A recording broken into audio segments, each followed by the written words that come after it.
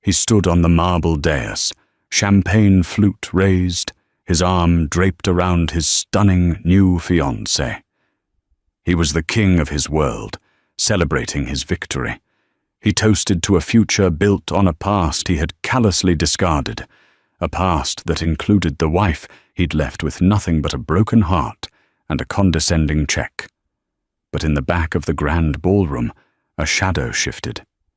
A figure emerged, not in tears or rags, but in a silhouette of power he hadn't seen in years. He thought he had erased her from his life, but he was about to discover she wasn't just a ghost from his past. She was his new boss, and she had just bought his future. The rain fell on the pristine windows of the penthouse apartment in a way that felt like a personal insult.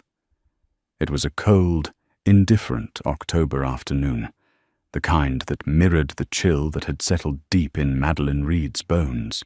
She clutched a mug of rapidly cooling tea, her knuckles white, as she stared at the 2 suitcases standing by the door like monoliths to a dead marriage. They were Italian leather, a 5th anniversary gift from her to him. Now, they were his ticket out. Ethan Vance, her husband of 8 years, straightened his tie in the reflection of the hall mirror. He adjusted the knot with a practiced ease that made her stomach clench. Every movement was precise, confident, and utterly devoid of the warmth she once cherished. He was handsome in that sharp, predatory way that corporate America seemed to cultivate.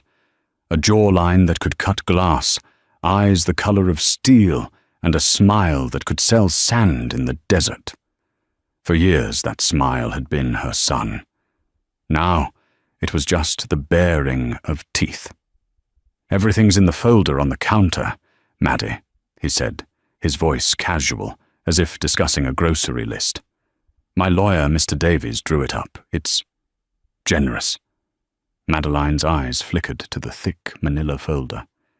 Inside, she knew, was the architecture of her life's demolition.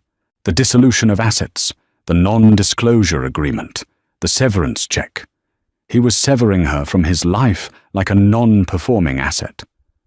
The word generous hung in the air, thick and suffocating. Generous for 8 years of putting her own ambitions on hold? For managing their home, their social calendar, their life, so he could focus entirely on building Vance innovations? For proofreading his proposals until 3 a.m. and celebrating his every win as if it were her own? She finally found her voice, a dry, cracking thing. "Generous, Ethan? Is that what you call it?" He turned, a flicker of annoyance crossing his perfect features. "Don't be difficult, Madeline. This is for the best. We've grown apart." "People do. I'm offering you a clean break, enough to get you started somewhere new." Somewhere new. As if she were a piece of furniture he was paying to have hauled away. The truth was, sitting in the passenger seat of his Mercedes downstairs, a truth with blonde hair, a law degree from a second-tier school, and a ruthless ambition that matched Ethan's own. Jessica Sterling, a junior associate at his company, whom Madeline had hosted at their Christmas party just last year. She had smiled at Madeline, complimented her canapés, and then proceeded to dismantle her life. "We didn't grow apart, Ethan," Madeline said, her voice gaining a sliver of strength. "You climbed a ladder and decided I was too heavy to carry to the next rung." He actually laughed, a short, humorless bark. "Oh, don't be so dramatic. This isn't a tragedy, it's a course correction. You're smart, you'll be fine. You've been managing the household accounts for years. You're great with spreadsheets." It was the most condescending, dismissive praise he could have offered, and it was the final, sharpest cut. Her background was in financial analysis, with a degree from the University of Chicago. She'd been on a fast track at a major investment firm before she'd met him. She'd stepped back willingly, believing in the partnership they were building. He had reduced all of that education, all of that potential, to grate with spreadsheets. He walked over and placed a cool hand on her shoulder. She flinched as if burned. "Look, Jessica and it's serious. We're getting engaged. I wanted to tell you before you saw it on social media." The cruelty of it stole her breath. He wasn't just leaving, he was rubbing her face in her replacement, demanding she absorb the blow with grace and dignity while he walked away unscathed. She looked up at him, her gaze clear and cold for the first time in an hour. The fog of shock was beginning to recede, replaced by a glacial rage. "Get your hand off me!" He recoiled, surprised by her tone. "Maddie! Don't call me that!" she snapped. "You don't have the right anymore. Take your generous offer and your Italian luggage and get out of this apartment." His face hardened. The mask of civility slipped, revealing the raw contempt beneath. "Fine. Have it your way. But don't come crying to me when you realize what you've lost. The world is a cold place when you're not under my protection." He picked up his suitcases, the expensive leather making no sound on the plush Persian rug. At the door, he paused for one last look. He wasn't looking at her, but through her, already seeing the future he had planned, a future in which she was a footnote. "Goodbye, Madeline." The door clicked shut, the sound echoing in the cavernous silence of the penthouse she was soon to be evicted from. Madeline stood motionless for a long time, the only sound the drumming of the rain and the frantic beating of her own heart. Then, with a strangled sob, she slid down the wall to the floor, the forgotten mug of tea shattering beside her, a fitting metaphor for her shattered life. She wept until she was empty, a hollowed-out shell in a gilded cage built by a man who had just flown free. But as she sat there amidst the shards of porcelain and the ruins of her marriage, a tiny, hard kernel of something new began to form in the pit of her stomach. It wasn't hope, not yet. It was something colder, harder, and infinitely more durable. It was resolve. Ethan thought he was leaving her with nothing. He was wrong. He was leaving her with a motivation more powerful than any love she had ever felt for him. The burning, all-consuming need to prove him wrong. The first month was a blur of logistics and humiliation. Madeline moved out of the penthouse and into a small, sterile apartment in a neighborhood she didn't recognize.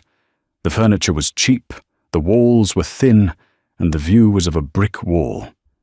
She met with Ethan's lawyer, a man named Davies with reptilian eyes, who slid the final divorce papers across a mahogany table with the air of a bored executioner. She signed them without reading the fine print again. She knew what they said. They said she was no one. The check Ethan had called generous felt like blood money. It was enough to live on for a year, maybe 2, if she was frugal. It was a pittance compared to the wealth she had helped him build. But she deposited it, not as a lifeline, but as seed capital. For 2 weeks, she did nothing but exist. She slept. She ate takeout from cartons while standing in the kitchen. She watched the brick wall outside her window. She allowed herself to grieve, to feel the full, crushing weight of the betrayal. She let the anger and the pain wash over her in waves until she was numb, saturated with it. And then, one morning, she woke up and the numbness had been replaced by a chilling clarity. Ethan's parting shot echoed in her head. "You're great with spreadsheets." He meant it as an insult. She would turn it into a weapon. That day, she retrieved a dusty box from the back of her new, cramped closet. Inside were her old university textbooks on quantitative finance, corporate valuation, and market analysis. She opened one, the scent of old paper and ink filling her small apartment. It felt like coming home. Her first call was to Robert Chen, her mentor from her pre-Ethan life. Robert was a managing director at a rival investment firm, a sharp, no-nonsense man who had been deeply disappointed when she'd left her career to marry Ethan. "Madeleine Reed," he said, his voice a mixture of surprise and warmth when she called. "I was sorry to hear about you and Vance. The man's a fool." "He is," Madeleine agreed, her voice steady. "Which is why I'm not calling for sympathy, Robert. I'm calling for a job." There was a pause on the other end of the line. "Maddie, you've been out of the game for 8 years. The markets, the algorithms, they've changed entirely." "I know," she said, her knuckles white as she gripped the phone. "I'm not asking for a senior position. I'll start at the bottom. An intern, a junior analyst, I don't care. I'll work harder than anyone you've ever seen. I just need a door to open." Robert was silent for a long moment. He remembered the brilliant, hungry young analyst she had been. "There's a 6-month contract for a junior data analyst. It's a grind, long hours, terrible pay. It's beneath you." "I'll take it," she said, without hesitation. The next 4 years were a brutal, relentless climb. The junior analyst position was indeed a grind. She was older than her colleagues, who saw her as a curiosity, a divorced housewife trying to play in the big leagues. They underestimated her. That was their first mistake.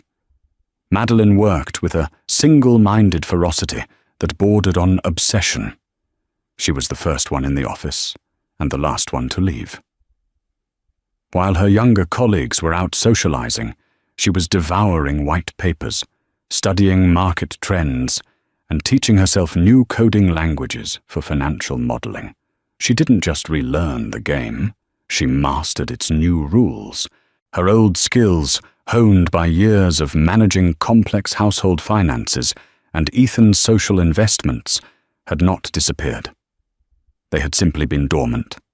Her ability to see patterns, to analyze risk, and to cut through emotional bias to the hard data was sharper than ever. She saw the market not as a series of numbers, but as a story of human fear and greed, a story she had recently learned firsthand. Robert Chen watched her with quiet approval. He saw the fire in her eyes, the same fire he'd seen nearly a decade ago, now refined into a controlled burn. He promoted her from her contract position to a full-time analyst. Then, to senior analyst, she completed her CFA certification in record time, scoring in the top percentile globally. But she knew it wasn't enough. To truly compete at the level she was aiming for, she needed more. On top of her 70-hour work weeks, she enrolled in an executive MBA program at Columbia. Her life became a Spartan existence of work, study, and sleep. There were no vacations, no dates, no social life to speak of. Her fuel was black coffee and a cold, simmering rage that she channeled into every financial model and every case study. During her MBA, she specialized in corporate restructuring and acquisitions. It was here she found her true calling. She had a genius for identifying undervalued or mismanaged companies, companies that looked strong on the surface but were rotting from the inside. Companies, she often thought, much like her marriage had been. It was during a networking event for her program that she met Arthur Pendleton. He was the aging but still formidable chairman of the board for a massive private equity firm, Sterling Hathaway Holdings. They were known for acquiring promising tech companies, streamlining their operations, and maximizing their value. Pendleton was impressed by her incisive questions and her deep understanding of their portfolio. He offered her an internship, which she somehow managed to squeeze into her impossible schedule. At Sterling Hathaway, she wasn't just good, she was a prodigy. She identified a critical flaw in the valuation of a company they were about to acquire, saving the firm nearly $100 million. After she graduated, Pendleton didn't just offer her a job.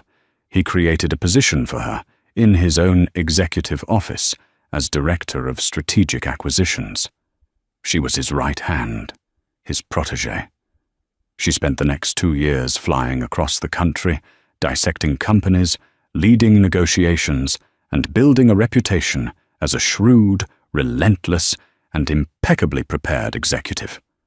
She became Madeline Reed again, not Maddie, Ethan's wife. One rainy Tuesday, Arthur Pendleton called her into his expansive corner office overlooking Central Park. He gestured for her to sit, an unusually grave expression on his face. "Madeline," he began, steepling his fingers. "As you know, I'm planning my retirement." She nodded, her heart beginning to pound. "Yes, sir." "The board has been deliberating on my successor. It's a contentious decision, but I've made my recommendation, and they've been convinced." He paused, looking at her intently. "We have a problem in our tech portfolio.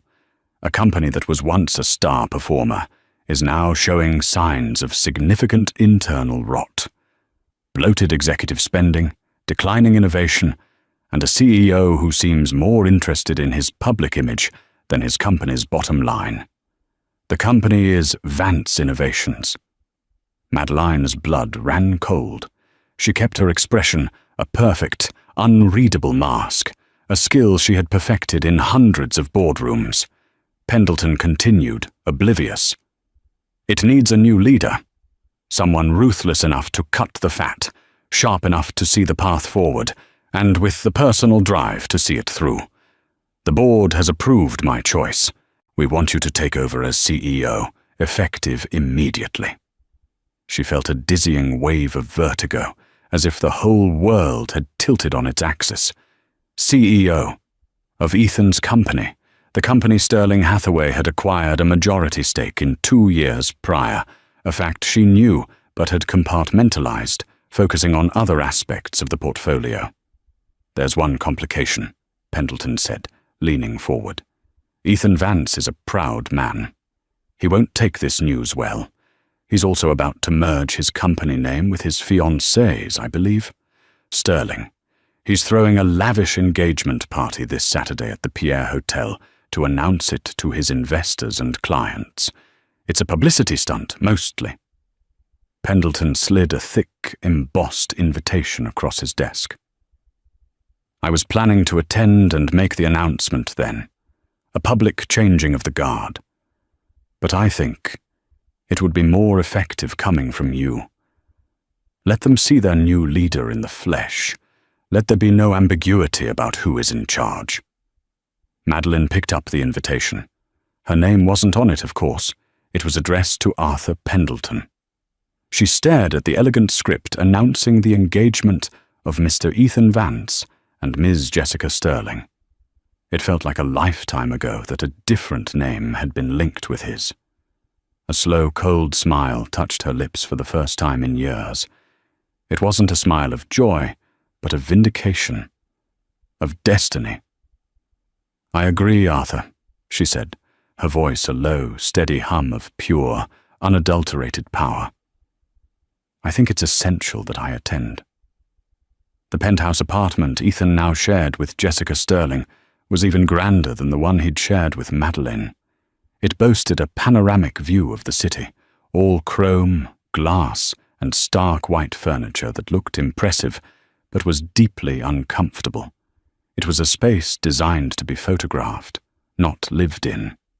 Much like their relationship. Ethan loosened his tie, the knot feeling unusually tight.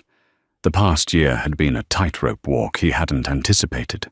On the surface, Vance Innovations was thriving. They'd landed 2 major contracts, and their press was glowing. But beneath the surface, the foundations were cracking. R&D was lagging.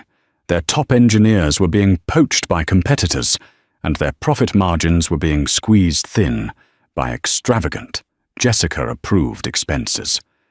The new marketing wing, the Sterling part of the future, Vance and Sterling, was Jessica's domain, and it was a black hole for cash, producing glossy brochures and social media campaigns that generated buzz but few actual sales. He was counting on the engagement party to be more than a celebration. It was a strategic maneuver.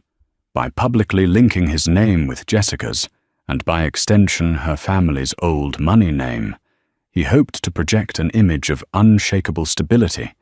He needed to dazzle the investors, especially the representatives from Sterling Hathaway Holdings, the private equity firm that had bought a controlling stake 2 years ago.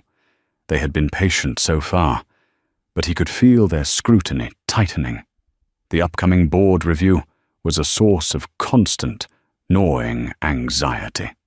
"Is that the seating chart again, darling?" Jessica's voice, manicured and smooth, cut through his thoughts. She glided into the room, holding up 2 shimmering gowns. "The silver Armani or the gold Valentino. I want to look like a queen when we make our announcement." Ethan glanced at the spreadsheet on his tablet, a complex web of anxieties disguised as a seating chart.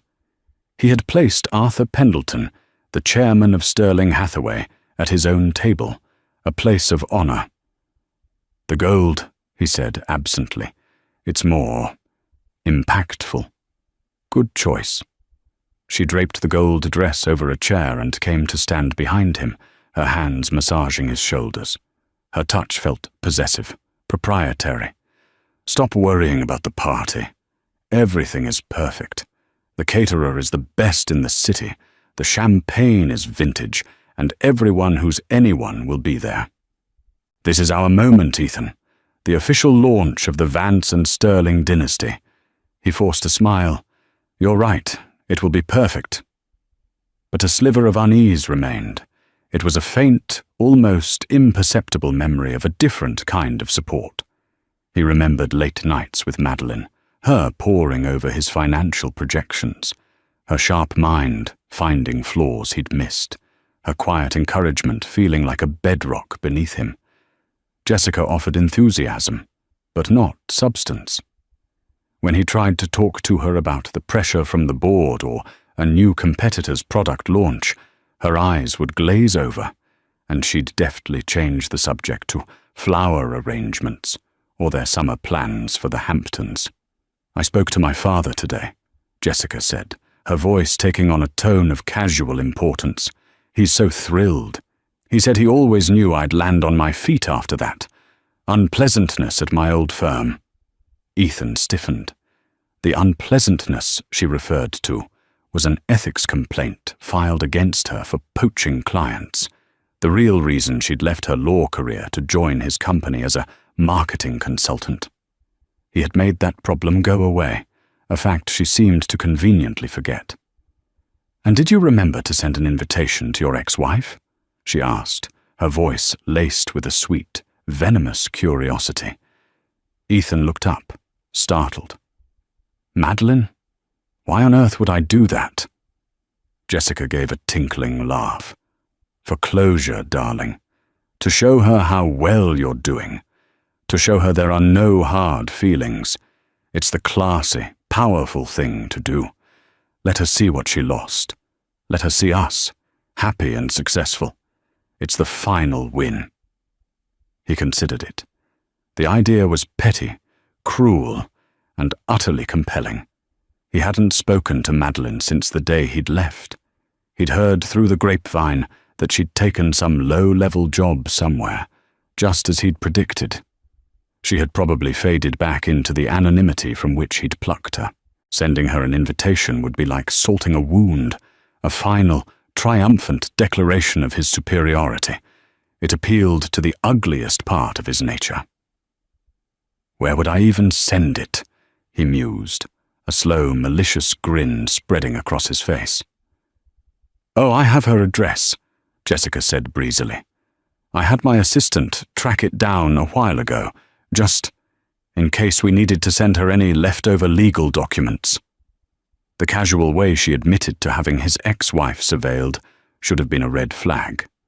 But to Ethan, it just felt like another sign of Jessica's thoroughness. He pictured Madeline, alone in some drab little apartment, receiving the opulent invitation. He imagined her quiet despair, her bitter jealousy. The thought gave him a dark, satisfying thrill. "All right," he said, pulling up his email. "Let's give her a front-row seat to our future." He typed out a short, condescendingly polite email, attached a digital copy of the invitation, and hit send. He felt a surge of power, of finality. It was the last ghost of his old life, now properly exorcised. Later that evening, as he stood with Jessica on their balcony, the city lights glittering below like a carpet of scattered diamonds, he felt a supreme, unassailable confidence. His beautiful fiancée was on his arm.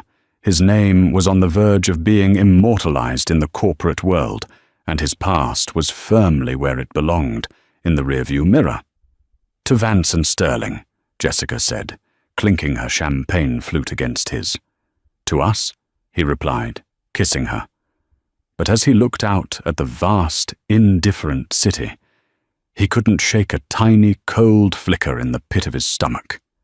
It was the feeling of a man standing on a trap-door, admiring the view, completely unaware of the lever being pulled 1,000 miles away. The celebration was set, the guests were invited, and the stage was prepared. But he had fundamentally miscast the star of the show. The email arrived at 11:47 p.m. on a Tuesday.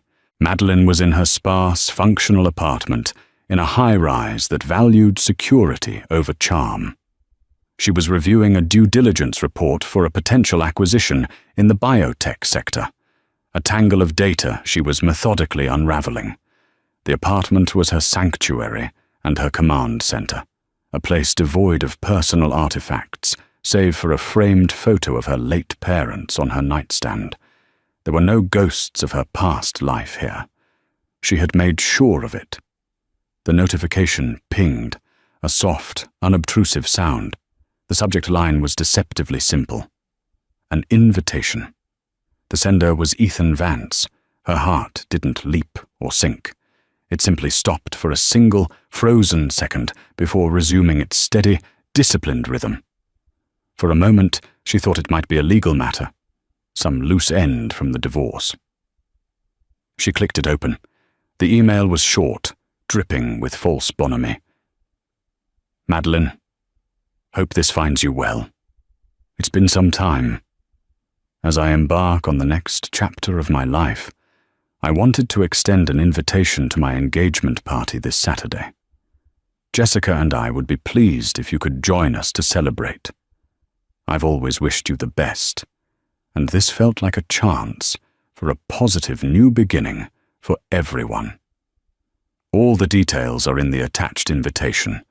Best, Ethan, positive new beginning. Wished you the best." The lies were so bald-faced they were almost comical. This wasn't an olive branch. It was a dagger wrapped in silk.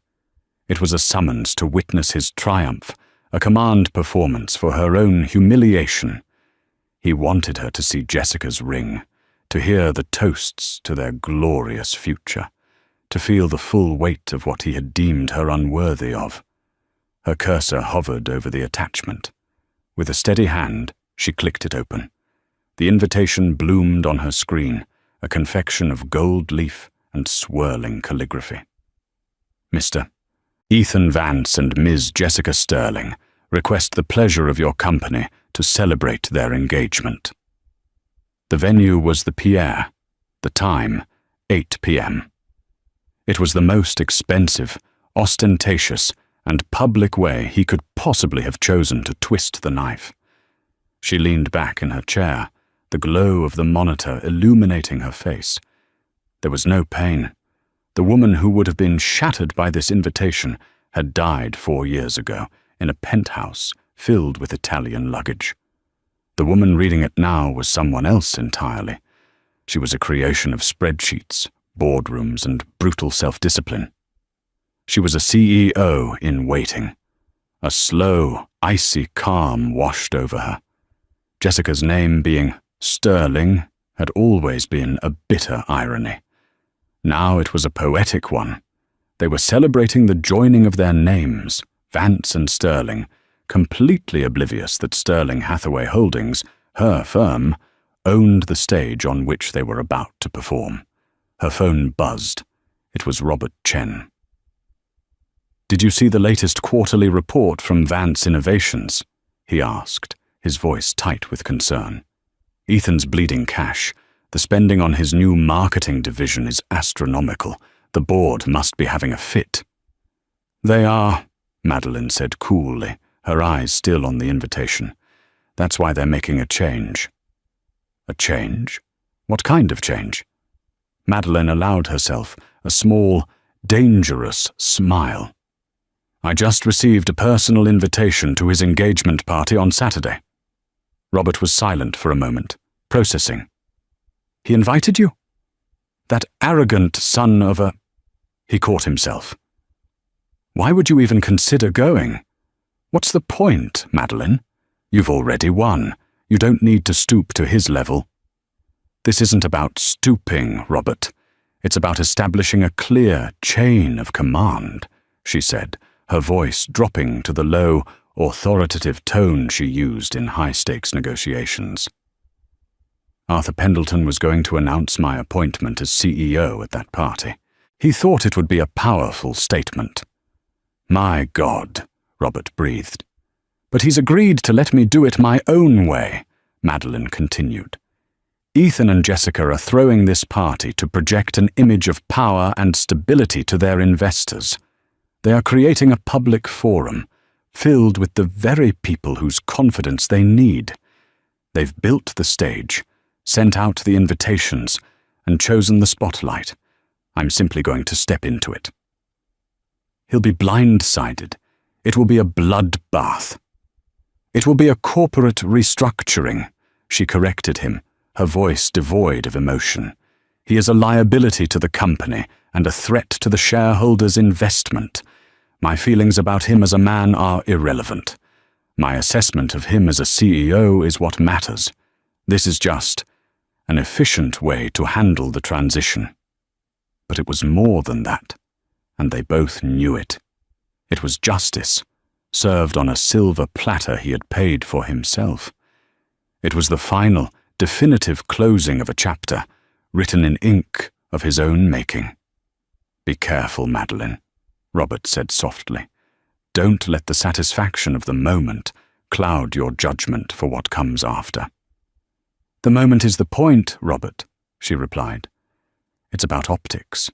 It's about sending a message not just to Ethan, but to every single person in that room, that the era of vanity and mismanagement at Vance Innovations is over.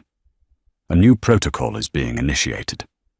After she hung up, she stared at the invitation again. Ethan had intended it as a final act of cruelty. He had summoned the ghost of his past to witness his glory. He had no idea he had just sent a gilded summons to his own executioner. She opened her closet, bypassing the simple, dark business suits she wore daily.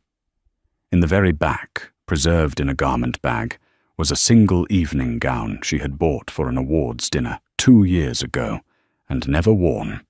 It was a deep, midnight blue, exquisitely tailored, and shimmered under the light like a star-filled sky. It was a dress that radiated power. It was perfect.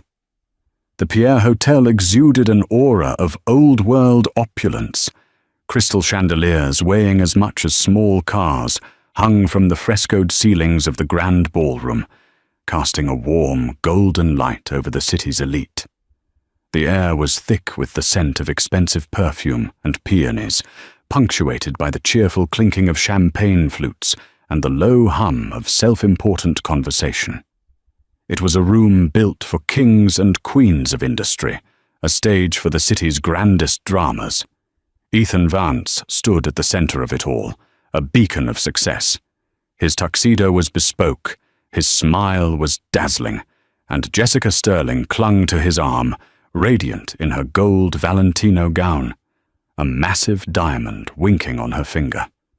They moved through the crowd like royalty, accepting congratulations and air kisses, their laughter echoing slightly too loud their confidence a brittle, lacquered shell. "Arthur Pendleton's office called," Jessica whispered excitedly into Ethan's ear as they greeted a banking executive. "He's running late, but his car is on the way. He wouldn't miss this for the world." Ethan felt a surge of relief. Pendleton's presence was the ultimate endorsement. With the chairman of Sterling Hathaway smiling upon their union, the investors would be putty in his hands. Tonight was going perfectly. It was his masterpiece, a symphony of power, wealth, and love. He scanned the entrance, a part of him still looking for a ghost. He wondered if Madeline had received his email. He hoped she had. He hoped she was sitting in her tiny apartment, eating a meal for one, imagining this very scene and feeling the sting of her own mediocrity. The thought was a petty but undeniable pleasure. It was then that the doors to the ballroom opened again. A woman stood silhouetted in the entrance, and for a heartbeat, the ambient noise of the room seemed to dip. She was not announced. She did not need to be. She commanded attention simply by standing still. She wore a gown the color of a midnight sky, a stark, elegant contrast to the sea of gold, silver, and crimson in the room. It was cut with an architectural precision that highlighted a strength he had never known she possessed. Her dark hair, which she used to wear long and soft, was styled in a chic, severe bob that framed a face he almost didn't recognize. The soft, accommodating features he remembered were gone, replaced by a calm, formidable composure. Her eyes, when they swept the room, were not wide and wounded. They were sharp, analytical, and missed nothing. Ethan's smile froze on his face. His champagne flute felt suddenly heavy in his hand. It was Madeline. But it was not. It was a stranger wearing his ex-wife's face. Jessica followed his gaze, her brow furrowing. "Who is that? Do we know her?" Then recognition dawned, followed by a cruel, triumphant smirk. "Oh my God, it's her! She actually came! How pathetic! Look at her! Probably spent her last dime on that dress to try and compete." But Ethan wasn't listening. He saw the way a few influential venture capitalists, people he'd been trying to get a meeting with for months, straightened up as she entered. He saw the head of a major tech publication subtly nod in her direction, a gesture of respect. Something was wrong. This wasn't the picture of the lonely, forgotten ex-wife he had so gleefully painted in his mind. Madeline didn't search the crowd for him. She moved with a quiet, unhurried grace, her gaze sweeping the room as if she were performing an environmental assessment. She accepted a glass of water from a passing waiter, ignoring the champagne. An older, distinguished-looking man, whom Ethan vaguely recognized as a board member from a rival tech firm, immediately approached her. They spoke in low, familiar tones. He laughed at something she said. Panic, cold and sharp, began to prickle at the edges of Ethan's triumphant haze. This was not the script. She was supposed to be a wallflower, a pitiable figure that would only serve to highlight his own brilliance. Instead, she was drawing a subtle but undeniable gravitational pull. "I'm going to go say hello," Jessica said, her voice dripping with condescension. "It's only polite to welcome the less fortunate." Before Ethan could stop her, Jessica detached herself from his arm and glided towards Madeline, her gold dress a shimmering banner of war. Ethan watched, his heart thudding against his ribs as Jessica intercepted Madeline near a towering floral arrangement. "Madeline?" Jessica purred, loud enough for those nearby to hear. "I'm so surprised you could make it. It's so brave of you to come.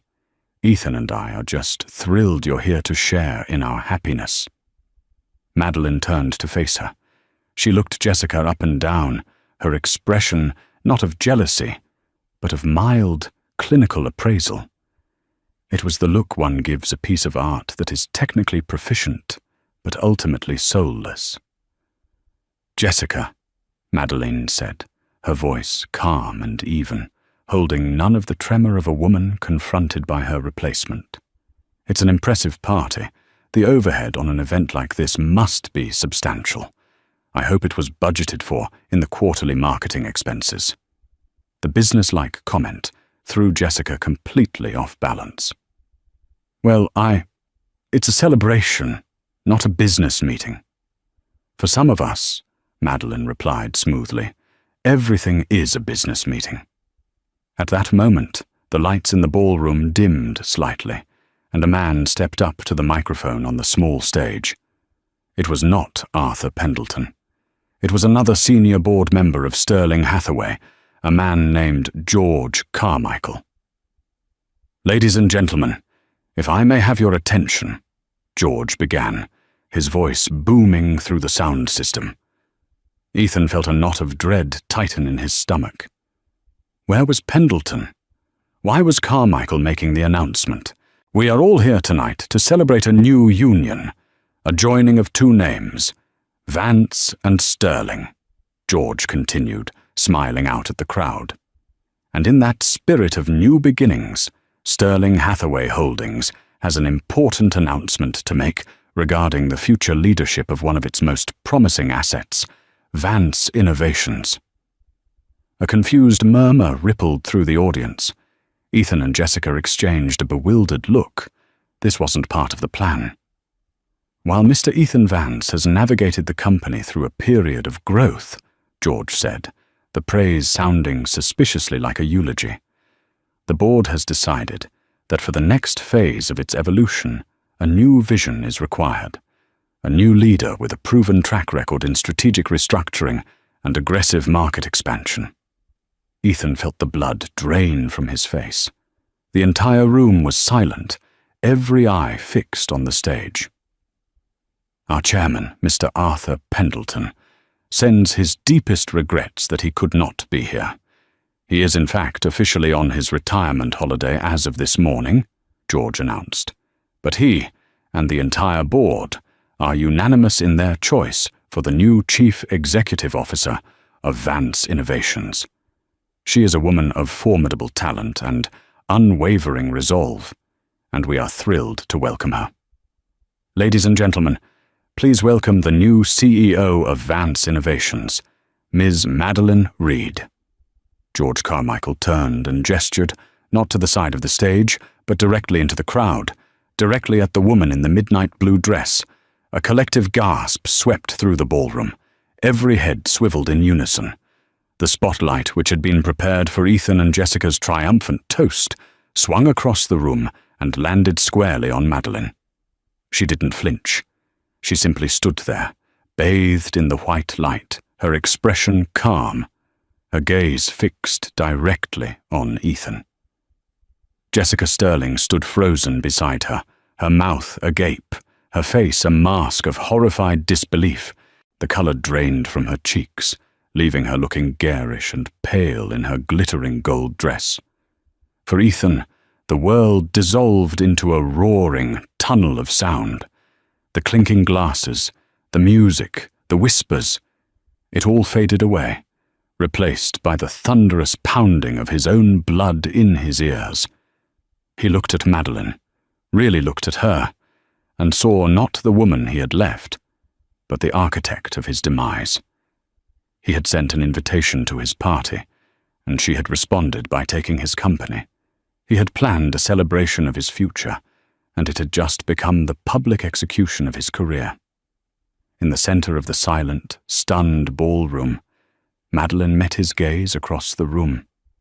She gave a small, almost imperceptible nod. It wasn't a gesture of triumph or malice, it was a gesture of finality, a confirmation. The books were balanced, the debt had been paid, the party did not so much end as it shattered. The announcement hung in the air like the smoke after an explosion, and the guests, a mix of investors, clients, and socialites, reacted with a flurry of frantic whispers.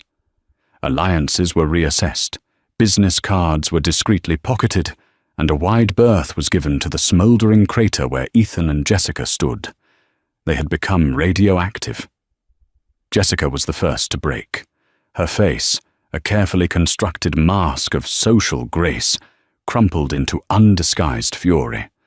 "What did you do?" she hissed at Ethan, her voice a venomous whisper. "You told me everything was fine. You told me the board loved you." I don't know," Ethan stammered, his mind reeling. He couldn't process the reality of the situation. Madeline. His quiet, unassuming Madeline was the new CEO. It was impossible. It was a nightmare. "You've ruined us." Jessica's voice rose, attracting more stares. "My name is attached to this humiliation. Vance and Sterling? It's a joke!" Without another word, she turned and stormed away, her gold dress trailing behind her like a tarnished banner, leaving Ethan alone in the wreckage of his own making. Madeline, meanwhile, was surrounded.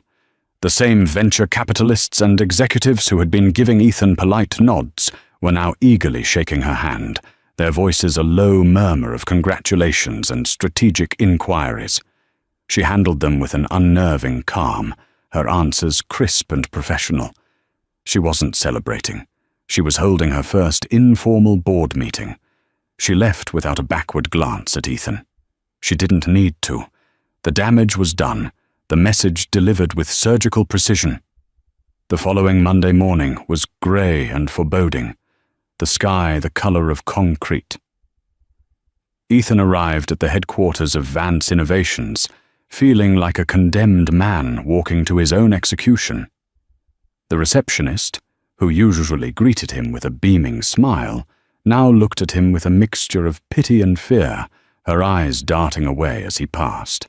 The entire office was shrouded in a tense, oppressive silence. The emergency board meeting was scheduled for 9 a.m. in the main conference room, a glass-walled enclosure on the top floor that was nicknamed the Fishbowl. When Ethan entered, the board members were already seated around the long, polished granite table. They avoided his eyes. At the head of the table, in the large leather chair that had been his, sat Madeline. She was dressed in a severe, dark grey suit, her hair pulled back. She looked every inch the CEO. There was no trace of the woman he had married, no hint of shared history in her cool, dispassionate gaze. Before her was a tablet and a single file folder. "Good morning, Ethan," she said, her voice echoing slightly in the silent room. "Please have a seat." The act of sitting down in a subordinate's chair at the table he once commanded was the first of 1,000 small humiliations he would endure that day. Madeline did not waste time with pleasantries. She began the meeting immediately. "Good morning, everyone. As you know, a leadership transition has been initiated by the board of Sterling Hathaway. My mandate is to address the fiscal and operational inefficiencies within Vance Innovations and to steer the company back to a path of sustainable profitability. Let's begin with the Q3 expenditure reports."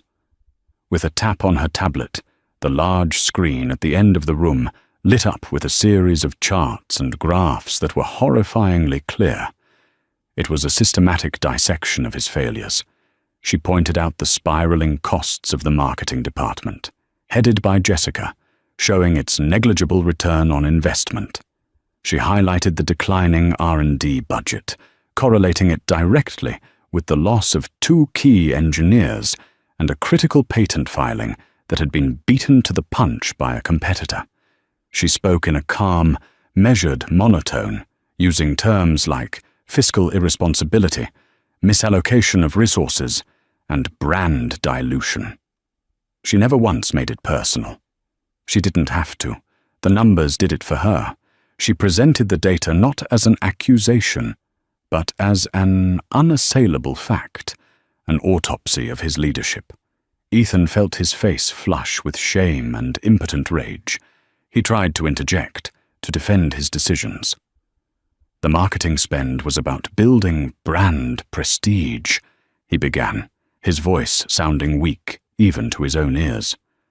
The brand's prestige is derived from its innovation and profitability, Mr. Vance. Not the vintage of the champagne served at its parties.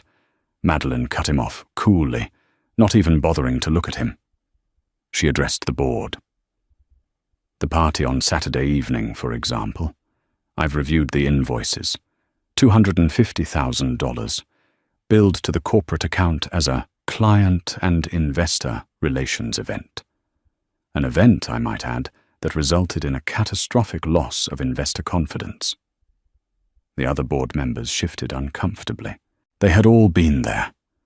They were all complicit in enjoying the largesse. Now they looked at him as if he were a stranger who had stolen their wallets.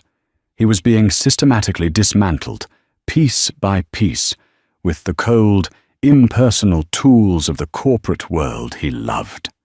It was a death by 1,000 cuts, each one delivered with the precision of a surgeon. When she was finished, the case against him was absolute. He expected her to fire him. He almost wished for it, a quick, clean end. But Madeline had something far more punishing in mind. Effective immediately, the marketing department will be dissolved, and its functions absorbed by sales and product development, she announced. All non-essential executive perks are suspended. And Mr. Vance, she finally turned her eyes on him, her gaze as sharp and cold as ice. You will be reassigned. A stunned silence filled the room. You will be taking on the role of Vice President of Special Projects, she continued. Your first project will be to personally oversee the liquidation of the assets from the now defunct marketing division. You will report directly to me. Your performance will be reviewed on a weekly basis. It was a master stroke of corporate cruelty. She wasn't firing him. She was demoting him, humiliating him, forcing him to clean up the very mess he had made with his mistress. She was putting him on a corporate leash, forcing him to witness firsthand as she undid all of his work and rebuilt the company in her own image. He would have to sit in meetings and watch her command the respect he had lost. He would have to call her Ms. Reed. He looked around the table for any sign of support, but found only stony faces. He had been utterly and completely outmaneuvered. Do you accept the new role, Mr. Vance? Madeline asked, her tone making it clear it was not a question. He swallowed the bile that rose in his throat. His pride, his ego, his entire sense of self screamed at him to quit, to walk out, and never look back. But he couldn't. His finances were tied up in company stock options that hadn't vested. Jessica, he knew, would be gone the moment the money dried up. He was trapped. Through clenched teeth, he managed to choke out the single word that sealed his fate. Yes. Madeline gave a curt nod, a flicker of something unreadable in her eyes. Good. My assistant will send you the details of your new office assignment. It's on the 4th floor. The meeting is adjourned. She stood up and walked out of the boardroom without a second glance. The other board members filed out after her, leaving Ethan alone in the cavernous, silent room. He stared at his reflection in the polished table, but the confident, powerful man he expected to see was gone. In his place was a pale, defeated stranger. He had once stood at the top of the world and sneered at the woman below. Now he was at the bottom, looking up, and the view was unbearable. 6 months passed, and spring breathed new life into the city. A similar revitalization was underway at the newly rebranded Innovate Dynamics. The culture of excess was gone, replaced by a razor-sharp focus on results. Madeline was a formidable CEO, leading not with charisma, but with unassailable competence. The company was thriving, its stock price steadily climbing. Ethan, meanwhile, languished. His office was a windowless cubicle on the 4th floor, his title of VP of Special Projects, a corporate joke. He was a ghost, haunting the halls of the empire he'd lost, forced to witness its flourishing without him. Jessica had vanished the week after the party, her final communication, a text calling him a bad investment. He had lost everything. The inevitable summons came on a rainy Friday. He stood before her in the corner office he once occupied. The space was now minimalist and functional, a reflection of its new occupant. Madeline stood by the floor-to-ceiling windows, looking out at the skyline. "Ethan," she said, turning to face him. Her gaze was not triumphant, but dispassionate. "Your contract is up for review. The board is eliminating your position." This was it. The final, quiet cut. He just nodded, the fight long gone out of him. "There's a severance package," she continued, gesturing to a folder on her desk. "It's adequate." The echo of his own cruel words from years ago landed with a sickening thud. He finally found his voice, the question that had haunted him for months. "Why, Madeline? Was all of this just for revenge?" A thoughtful expression crossed her face. "When you left, you said the world was a cold place without your protection. You thought you were my son. But you were the eclipse, Ethan. You were the shadow I was living in. When you left, you didn't take the light away. You finally let it in." She met his gaze, her voice calm and certain. "I didn't do this for revenge. I did this for me. I did it to become the person I was always meant to be. You just happened to be standing in the way." There was nothing he could say. He had been a villain in her story, but only a minor one.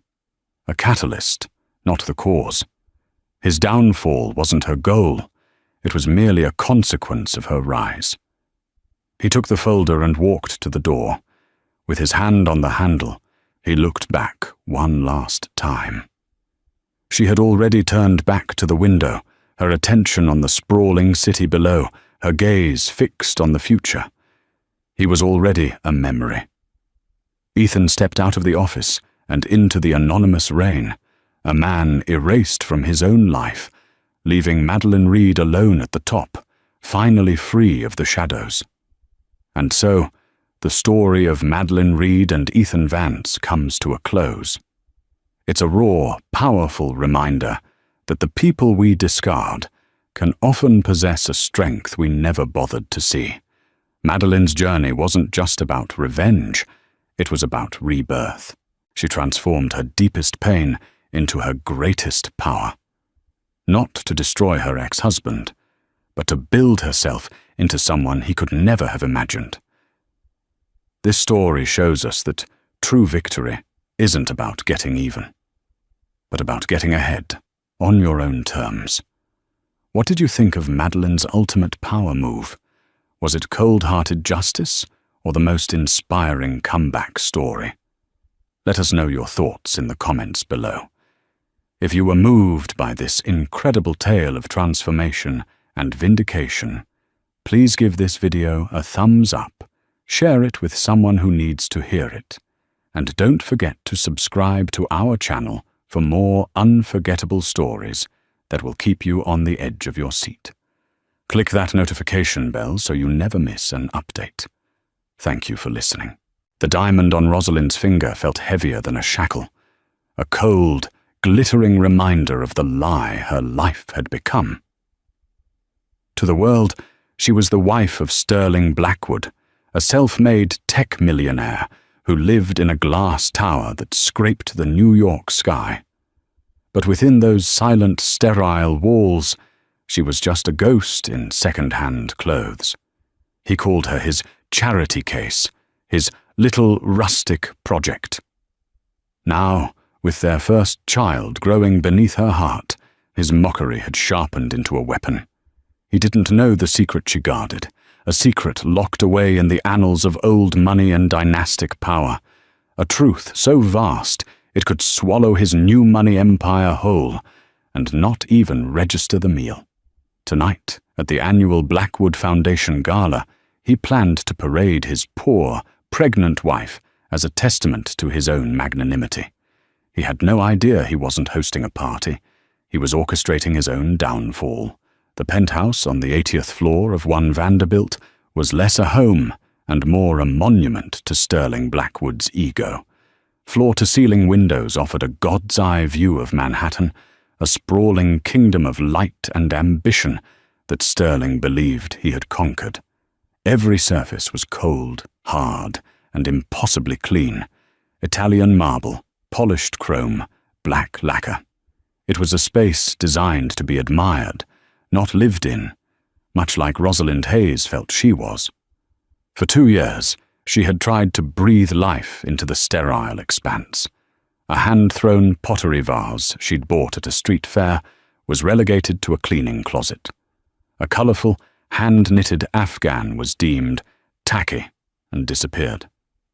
Sterling wanted everything to reflect his brand, new, sharp, and relentlessly modern. Rosalind, with her soft-worn cardigans and preference for dog-eared paperbacks over sterile e-readers, was a glaring, organic flaw in his minimalist masterpiece. Their courtship had been a whirlwind. He'd been captivated by her quiet grace and genuine smile, a refreshing anomaly in a world of calculated connections. He'd called her his real girl. But as his company, Apex Financial Solutions, skyrocketed in value, his affection began to curdle into condescension. Her lack of pedigree, once a charming novelty, became an embarrassment. "Rosalind, for God's sake, what is that?" he'd asked one evening, his voice laced with the weary disdain he usually reserved for incompetent junior analysts. He was pointing at the simple, gold-filled locket around her neck. "It was my mother's," she answered softly, her hand instinctively covering the worn oval. "It looks like something you'd find in a cereal box," he sniffed, turning back to his tablet. "We're meeting Carter and Jessica Vance for dinner at Per Se tonight. I'll have my assistant send over something from Tiffany's. Try not to look like you just wandered in from a farm in Ohio." She wasn't from a farm. She was from a quiet, tree-lined street in a forgotten corner of Connecticut, raised by a single mother who had valued books over bank balances. That was the story she had told him, and it was true as far as it went. She'd just omitted the part about the street being the service entrance to a sprawling 20-acre estate, and the books being first editions bound in Moroccan leather. The cruelty had escalated when she told him she was pregnant. She had hoped the news would mend the growing chasm between them, that the prospect of a family would rekindle the warmth he'd once shown. Instead, it had given him a new angle for his mockery. "My heir," he'd declared, a smirk playing on his lips as he surveyed her in the morning light. "Let's just hope the baby inherits my ambition, and not your simple sensibilities. We can't have a Blackwood scion thinking a trip to the public library is a major cultural event." Tonight was the Blackwood Foundation Gala, the pinnacle of Sterling's social calendar. It was an extravagant affair designed to cement his status among New York's philanthropic elite, and he had a special role for Rosalind. He found her in their cavernous walk-in closet, staring at the dress he had chosen for her. It was a sheath of shimmering, silver fabric by a designer whose name was spoken in hushed, reverent tones. It was beautiful, but it felt like a costume. "Perfect," he said, coming up behind her. His hands rested on her shoulders, but his touch was proprietary, not affectionate. "It'll hang on you beautifully. We need to accentuate your delicate state. It plays well." The magnanimous Sterling Blackwood, lifting his lovely, humble wife into the stratosphere. He gestured to a velvet box on the dresser. "And this." She opened it. Inside, nestled on a bed of white satin, was a diamond necklace so bright it hurt to look at. It wasn't a gift. It was a prop. It was a price tag he was hanging around her neck to show everyone how much she was worth to him. "Sterling, it's too much," she whispered. "Nonsense. It's an investment in our image." He paused, his gaze hardening, as he noticed the simple, thin gold band on her ring finger, her actual wedding ring, the one they'd picked out together in a small, dusty jewelry shop downtown before he became Sterling Blackwood. "You're not wearing that tonight. You'll wear the 10-carat rock I got you for our first anniversary, the one that actually looks like we can afford our life." Each word was a carefully placed stone, building a wall between them. She felt the familiar sting behind her eyes, the burn in her throat. She had held on to the hope that the man she married was still in there somewhere, buried beneath layers of arrogance and insecurity. "I was thinking," he continued, oblivious to her inner turmoil, "during my speech, I might talk a little about your background. Nothing too specific, of course. Just a touching little anecdote about how I found this diamond in the rough. It'll make the old money dinosaurs in the room feel generous when they write their checks. People love a good rags-to-riches story." He wasn't talking about his own story. He was talking about hers. He was going to paint a picture of her as a penniless waif he had rescued from obscurity, and he expected her to stand there, pregnant with his child, and smile gratefully. A quiet, cold resolve began to form in the pit of her stomach. She had endured the private snubs, the backhanded compliments, the slow erosion of her identity. She had told herself it was for the sake of their marriage, and now for the sake of their child. But to be publicly humiliated, to have her carefully constructed, private life turned into a cheap marketing ploy, that was a line she didn't know he would cross. "Don't look so morose, darling," he said, kissing the top of her head with a chilling lack of warmth. "This is a celebration, our celebration. Tonight, everyone will see just how lucky you are to be Mrs. Blackwood." As he walked away, Rosalind looked at her reflection in the mirror. The pale, tired woman staring back was a stranger, but deep within her eyes, a flicker of something else was igniting. It was the dormant fire of a lineage she had long since abandoned. The Vanderbilts were not known for their simplicity. They were known for building empires and crushing their enemies. Sterling Blackwood was about to learn that you can take the girl out of the dynasty, but you can't take the dynasty out of the girl. The days leading up to the gala were a masterclass in psychological warfare. Sterling, energized by the prospect of his grand performance, seemed to find new ways to underscore Rosalind's perceived inadequacies. He treated their shared life as a continuous project of refinement, with her as the unpolished primary subject. One afternoon, his mother, Beatrice Blackwood, came for tea. Beatrice was a woman who had clawed her way into society on the coattails of her late husband's modest manufacturing business, a fortune Sterling had leveraged and multiplied tenfold. She possessed all the snobbery of old money with none of its subtlety. "Rosalind, dear," Beatrice began, her eyes scanning the minimalist living room with approval. "Sterling tells me you're finally getting the hang of things. It must be so overwhelming for you." She picked up a decorative silver orb from the coffee table, polishing it with her thumb as if to remove some invisible smudge of poverty. "I'm managing just fine, Beatrice," Rosalind said, her voice even. She poured the tea, her hands steady. "Of course you are. You're a trooper." The compliment was delivered with the same inflection one might use for a well-behaved pet. "It's just... well, with the baby coming, standards are so important. We wouldn't want the child picking up any unrefined habits." Beatrice's gaze flickered pointedly toward Rosalind's simple flat shoes, tucked neatly by the sofa. Sterling, who had been observing from his armchair, chimed in. "Mother is right, Rosie. We need to start thinking about legacy. I was looking at preschools. There's a waiting list for the Dalton school that's 3 years long. We'll have to get our name on it now. I'll have to pull some strings, of course, given your lack of legacy connections. It was a conversation designed to exclude and diminish her. They spoke of her child as if it were a future commodity, a Blackwood asset whose value could be depreciated by her own history. She sat silently, the warmth from her teacup a small, inadequate comfort. Later that day, Sterling found her in the spare room she had hoped to turn into a nursery. She was unpacking a small wooden box, a collection of her most treasured possessions.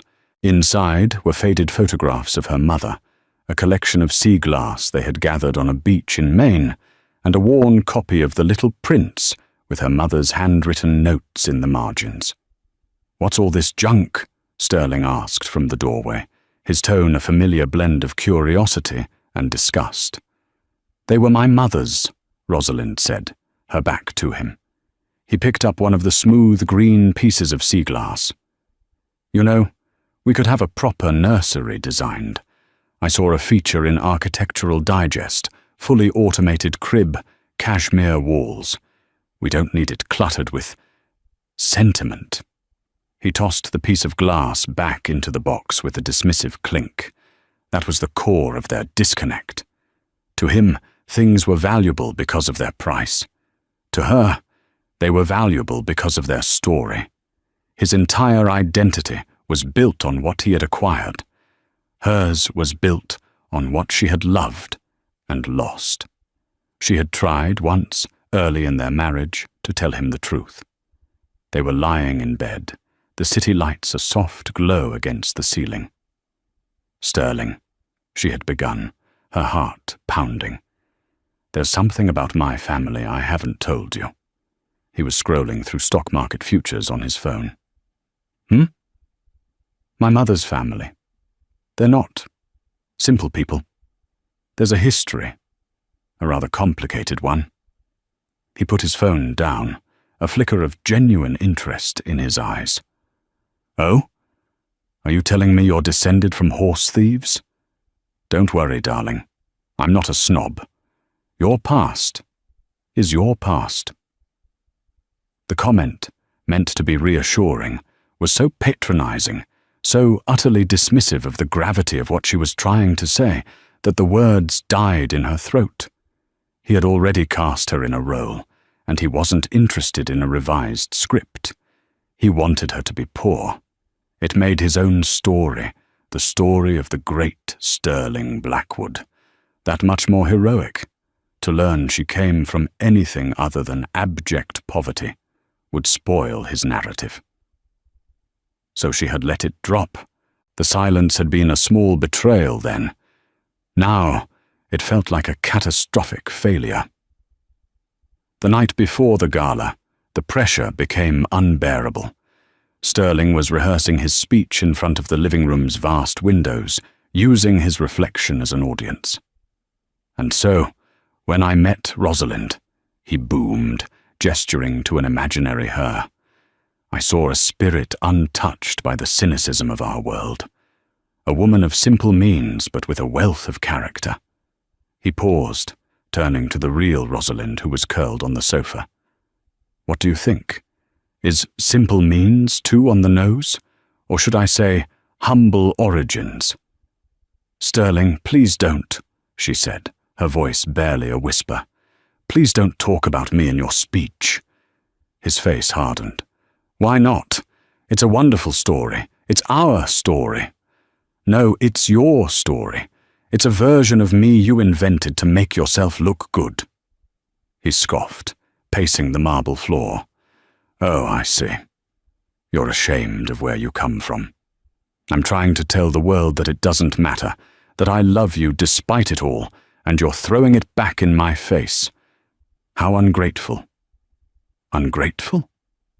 The word struck a nerve, sharp and painful. "I'm not a project, Sterling. I'm your wife. I am the mother of your child. I am not a stepping stone for your social climbing. You knew who I was when you married me." He shot back, his voice rising. "You knew what this world was like.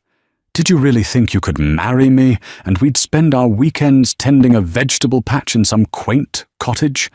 This is the life. This is what I've built. And you are a part of the brand now. You need to start acting like it. He snatched the silver-framed photo from the side table. It was their wedding picture.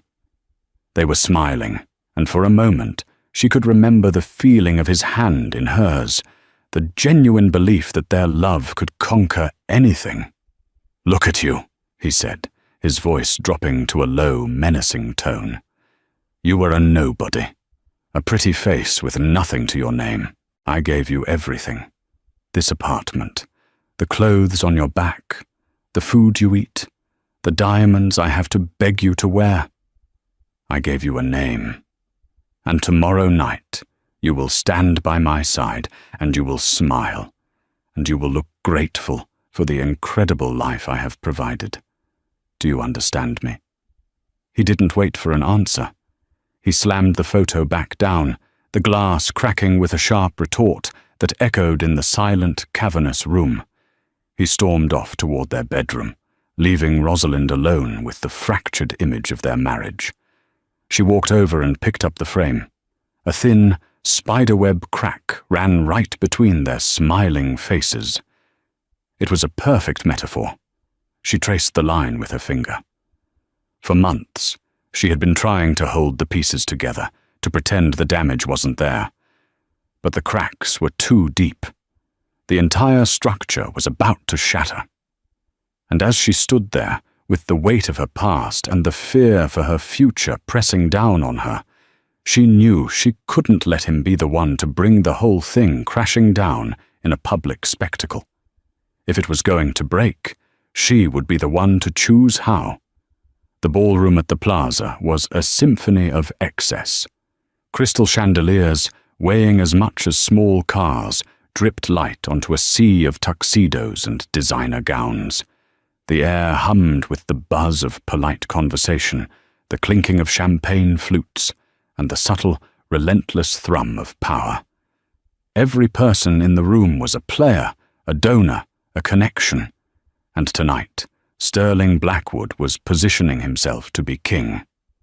Rosalind stood by his side, a silent, silver-clad satellite to his blazing sun. The diamond necklace felt like a brand on her skin, cold and heavy.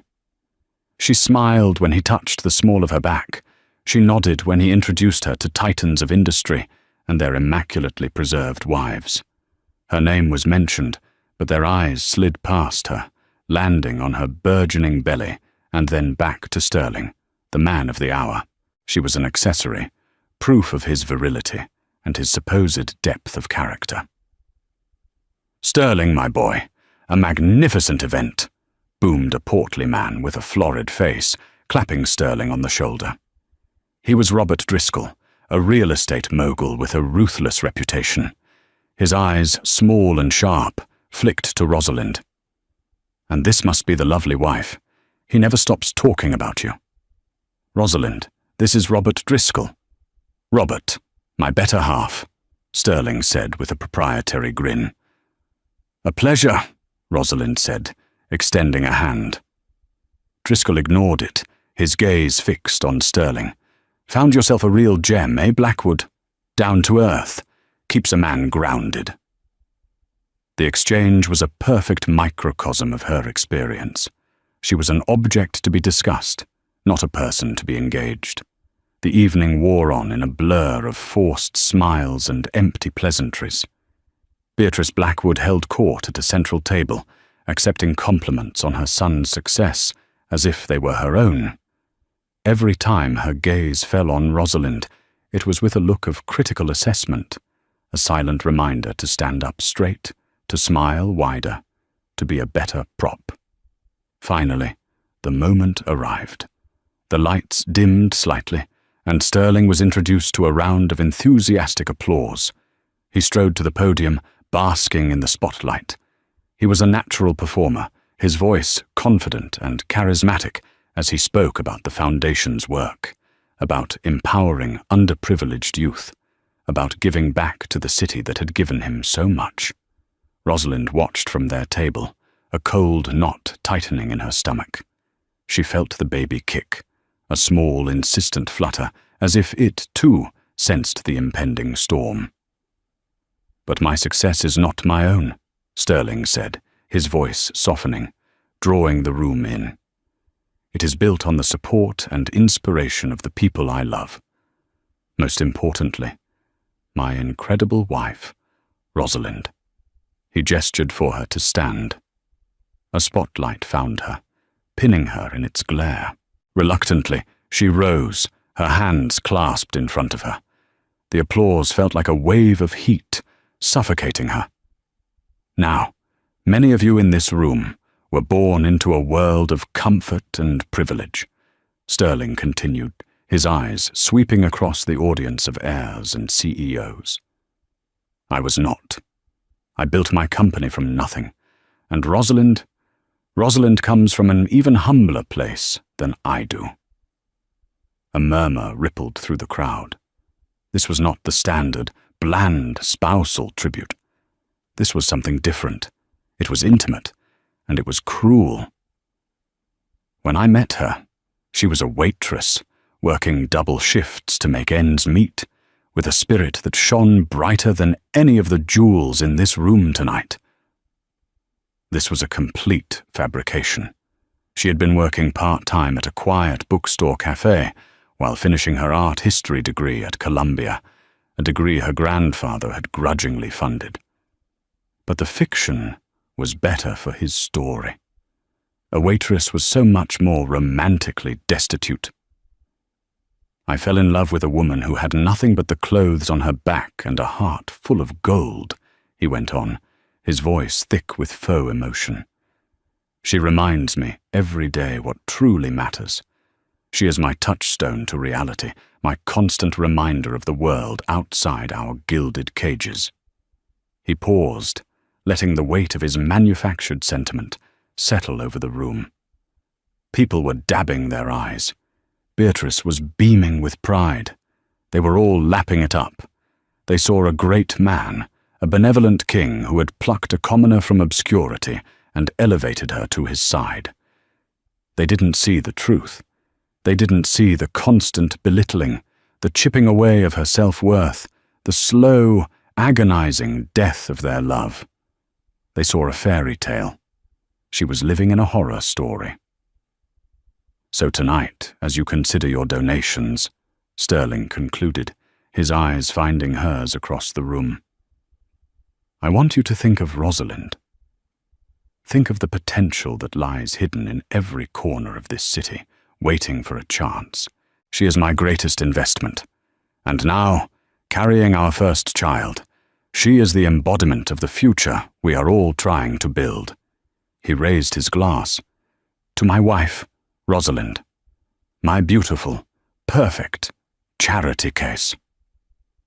The room erupted in applause. The final two words, delivered with a loving smile, were for her alone. A secret, vicious little twist of the knife. Charity case. Something inside Rosalind broke. It wasn't a loud, dramatic snap, but a quiet, clean fracture. The tears that welled in her eyes were not of gratitude or pride. They were glass tears, sharp and cold. She did not let them fall. She held the gaze of her husband, the stranger on the stage, and for the first time, she did not try to hide the pain in her eyes. She let him see it. She let him see the ruin he had made. For a fleeting second, a flicker of something, shock, guilt, crossed his face. But it was gone as quickly as it came, replaced by the triumphant smile of a man who had just conquered the world. She sat down, her movements stiff and robotic. She endured the rest of the dinner, the fawning congratulations, the pats on her shoulder. She was a statue, a perfect model of the grateful wife. But inside she was already gone.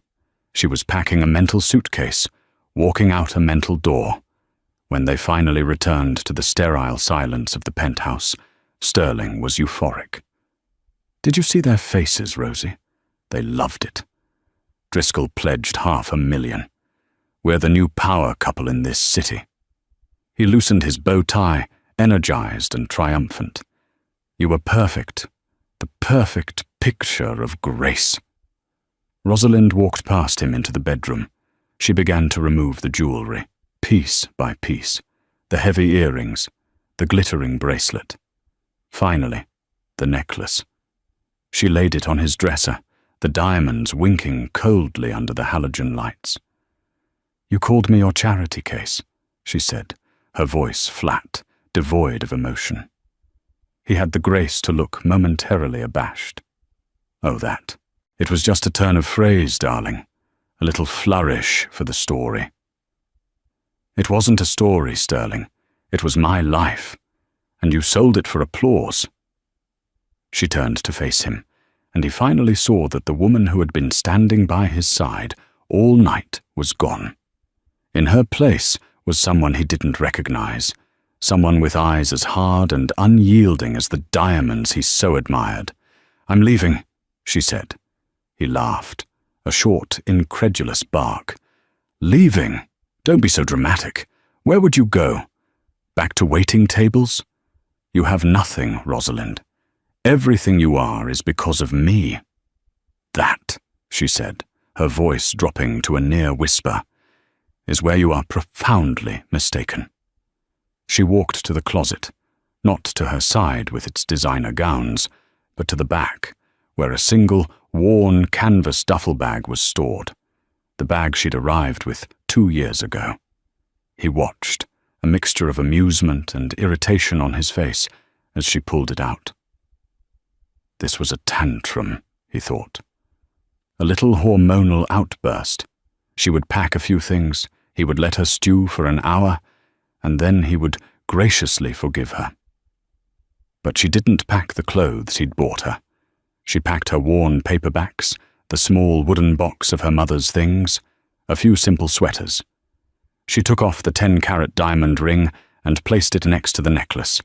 She slid her simple gold wedding band back onto her finger.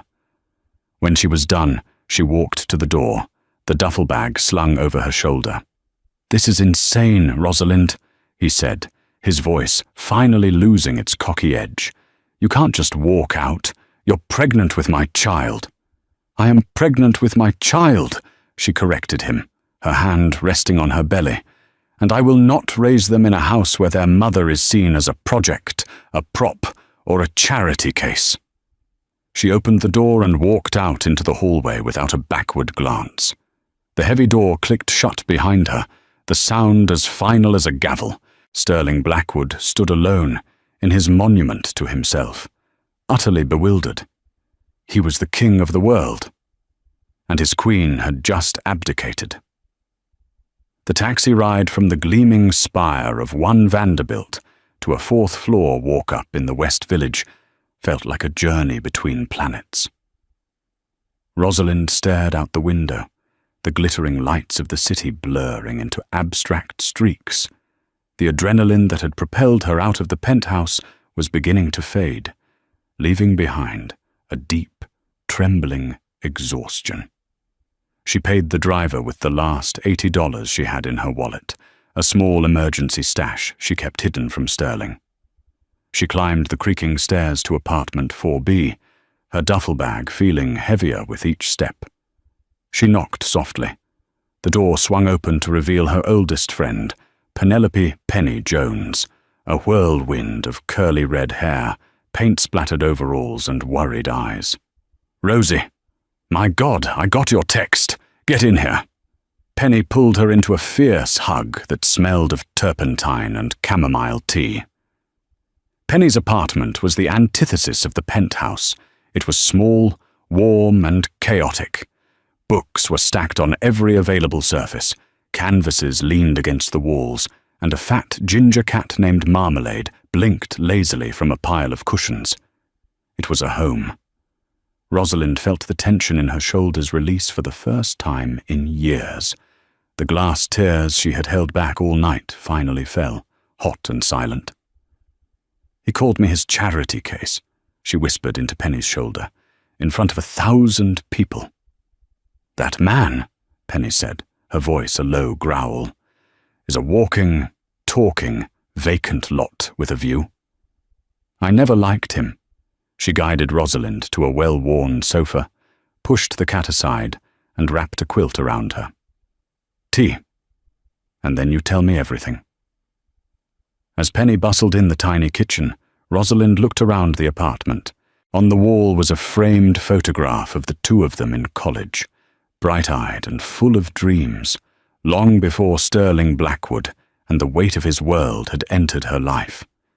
It felt like a picture of a different person. Over steaming mugs of tea, she recounted the entire evening, the words tumbling out of her in a rush of pain and anger. Penny listened, her expression hardening with every detail. So that's it? You're done? Penny asked when she'd finished. I'm done, Rosalind confirmed. The words felt solid, real. I can't bring a baby into that. I don't want my child to think that love is conditional, that a person's worth is measured by their net worth.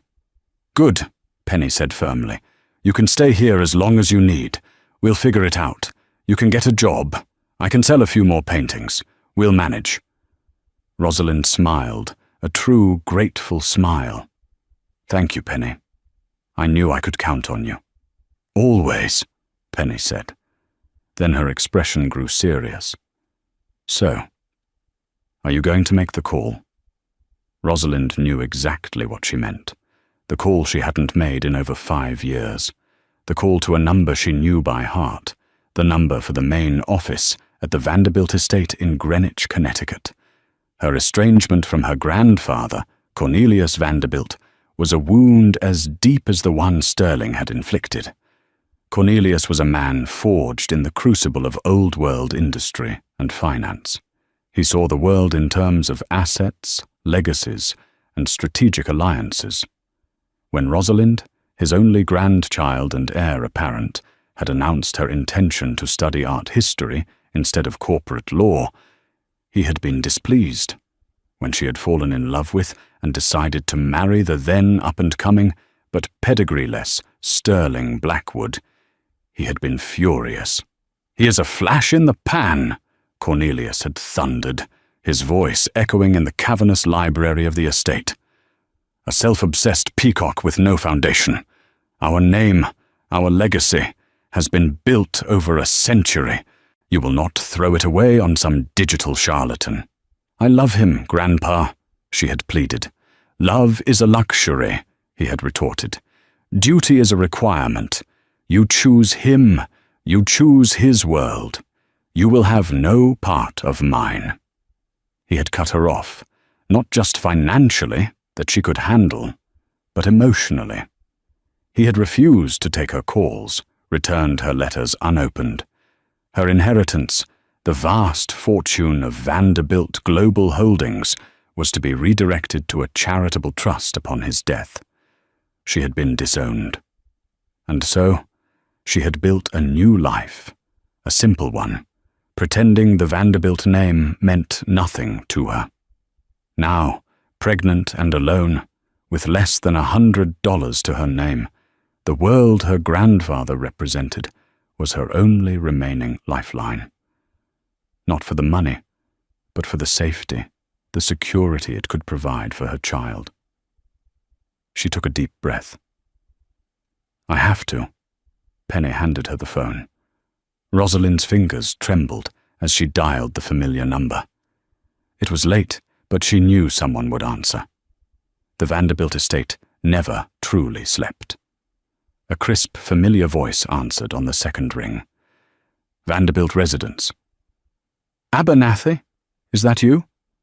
There was a pause on the other end of the line. Miss Rosalind?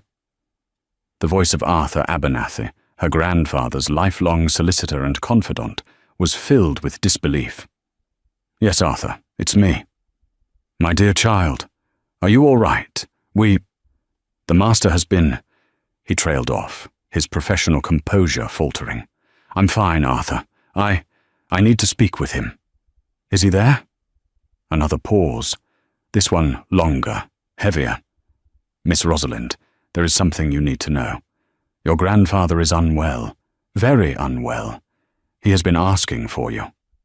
The floor seemed to drop out from under her. All the anger and resentment she held for her grandfather evaporated, replaced by a cold dread. "What do you mean, unwell? How long?"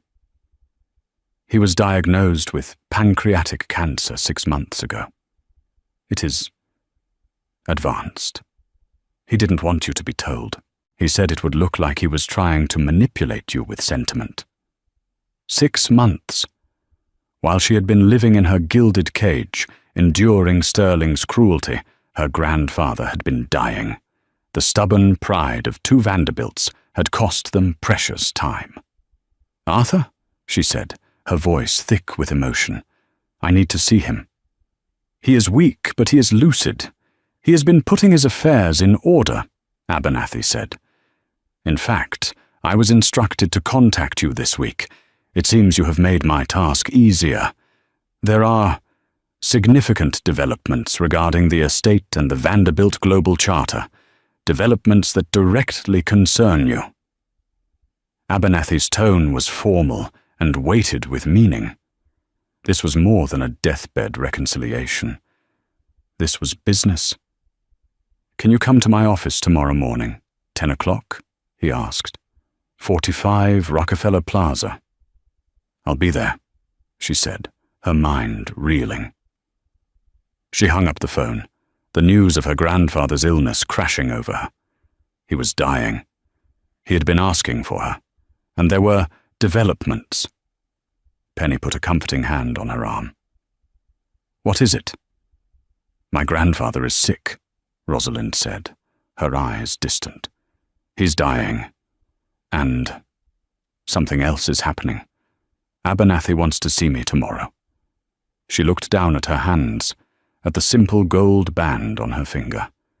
She had run from one world of power and expectation into the arms of a man who created his own toxic version of it. She had tried so hard to be just Rosalind Hayes, a simple woman living a simple life. But she wasn't. She was Rosalind Vanderbilt Hayes, and it seemed her past was not just catching up with her. It was about to collide with her present with the force of a freight train. Sterling Blackwood woke the next morning to 2 things: the deafening silence of the penthouse and a raging hangover. For a moment, he expected to see Rosalind beside him, a placid look on her face, ready to absorb his inevitable apology and move on. The empty space in the bed was a cold, stark reality check. He called her phone. It went straight to voicemail. He sent a text. "Rosie, this is ridiculous. Come home, we'll talk." No reply. He sent another. An hour later. "Fine, be stubborn. You'll realize you can't survive without me." Silence. He went to his office, a sleek, glass-walled corner of the 60th floor of his own building. He expected to feel powerful, in control. Instead, the triumph of the previous night felt hollow, curdled. He couldn't focus on the market analytics streaming across his multiple monitors. His mind kept replaying the look in Rosalind's eyes just before she'd walked out. It wasn't anger. It was finality. His assistant, a hyper-efficient young woman named Claire, knocked on his door. "Mr. Blackwood, page 6 is on line 1. They have some questions about last night's gala." "Put them through," he said, straightening his tie. This was his element. Public relations. "Sterling, Jack from page 6, a slick voice said. "Heard the gala was a smashing success, but we're also hearing some whispers that your lovely wife made a rather hasty exit. Any trouble in paradise?" Sterling's blood ran cold. How could they know already? "Don't be absurd, Jack," he said, forcing a laugh. "Rosalind was just feeling a bit faint. The pregnancy, you know, all the excitement. I sent her home to rest. She's the most important thing to me." It was a plausible lie, and Jack seemed to buy it, for now, but the call was a warning shot. The perfect facade he had so carefully constructed was showing cracks, A pregnant wife leaving a gala early was one thing. A pregnant wife leaving her husband was a scandal. By midday, his anxiety was a frantic buzzing beneath his skin. He called Beatrice. "She actually left?" his mother shrieked, her voice a piercing needle over the phone. "Sterling, you have to fix this. Think of our reputation. What will people say?" "I'm trying, Mother," he snapped. "She's not answering her phone." Well, where could she have gone? Does she have any friends? That dreadful artist girl with the messy hair. Penny, of course. He found her number in Rosalind's old contacts list, which was still synced to the family cloud account. He dialed, his thumb jabbing at the screen. Penny answered on the first ring. "What do you want, Sterling?" "Is she with you?" he demanded, bypassing any pleasantries. "Even if she were, why on earth would I tell you?" Penny's voice was dripping with contempt. "Listen to me, you little bohemian nobody," he snarled, his patience gone. "This is a private matter between my wife and me. Put her on the phone right now." "No," Penny said simply. "And if you ever call this number again, or show up at my door, I'll get a restraining order so fast it'll make your stock price drop. Goodbye, Sterling." She hung up. He slammed his phone down on the desk, a surge of impotent rage washing over him. He was Sterling Blackwood. People didn't hang up on him. Wives didn't walk out on him. The world revolved around him. Or it was supposed to. The afternoon brought more trouble. A call from Robert Driscoll, the real estate mogul. "Sterling," Driscoll began, his jovial tone from the gala gone, replaced by a cool professionalism. "My finance team is reviewing the pledge we discussed. There's some concern. The stability of a man's home life often reflects the stability of his business practices. We're going to hold off on transferring the funds for now, just until the dust settles." It was a veiled message, but the meaning was clear. The whispers were getting louder. His image as the stable, magnanimous family man was a key part of his brand. Without Rosalind by his side, the brand was tarnished. Desperation began to set in.